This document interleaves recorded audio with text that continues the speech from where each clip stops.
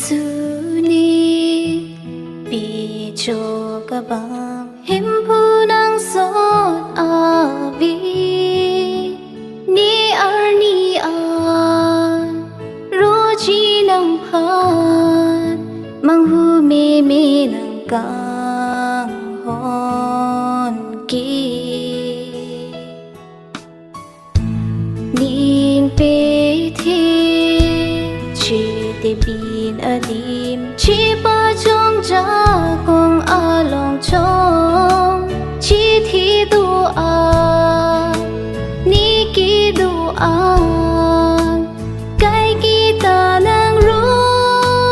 vir chi bir thi a dang hem pu phan lun pet nang ja kong ki thi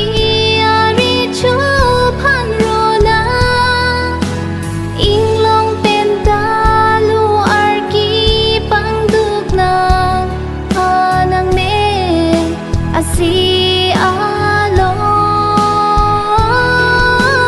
ning rong pen lun ji la nang ria kam